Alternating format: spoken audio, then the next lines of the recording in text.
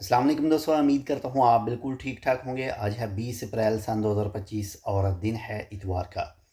दोस्तों, 3 ओमानी अफराद को जो है वो गिरफ़्तार किया गया है और इनको गिरफ़्तार करने के लिए जो इनके ऊपर जुर्म है वो है जी 13 अफराद जो अथूपियन थे उनको गैर कानूनी तौर पर ओमान के अंदर एंट्री कराया गया है। यानी इन लोगों ने जो है ये 3 जो ओमानी गिरफ़्तार हुए हैं, इन लोगों ने उनको अपनी गाड़ियों में बिठाकर जो है वो मुख्तलिफ़ जगह पर उनको लेकर जा रहे थे। ये वाक़या जो पेश आया है जी अलवस्ता गवर्नरेट हैमा के इलाके से 3 ओमानियों को गिरफ़्तार किया गया है और इनके साथ में 13 अथूपियन थे।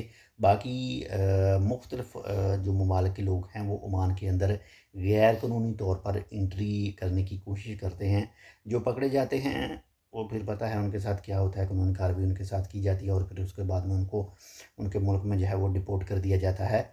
ओमान के अंदर जो मुख्तलिफ़ इलाकों से जो एंट्री करते हैं वो एक तो यूएई का जो जितना भी बॉर्डर है उसके ज़रिए भी एंट्री करते हैं। इसके अलावा जो समंदर का रास्ता लगता है इसमें एथोपियन आते हैं या फिर पाकिस्तानी आते हैं या फिर ईरानी आते हैं या फिर बांग्लादेशी आते हैं। मुख्तलिफ़ किस्म के जो लोग हैं वो गैर कानूनी तौर पर ओमान के अंदर एंटर होने की कोशिश करते हैं और अक्सर आपने जो है वो न्यूज़ में देखा भी होगा, सुना भी होगा।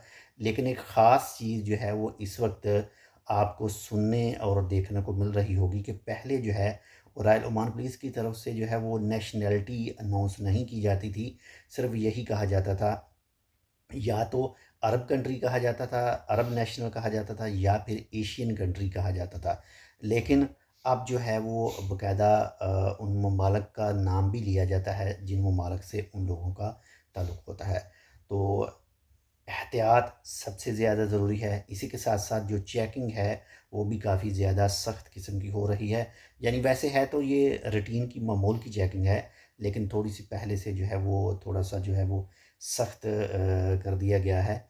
तो अगर आपके जो डॉक्यूमेंट हैं वीज़ा वगैरह का जो है वो ख़त्म हो चुका है, तो जल्दी से जल्दी उसे लगवाने की कोशिश करें और जल्द से जल्द जो है वो कानूनी हैसियत जो है वो इख्तियार कर लें।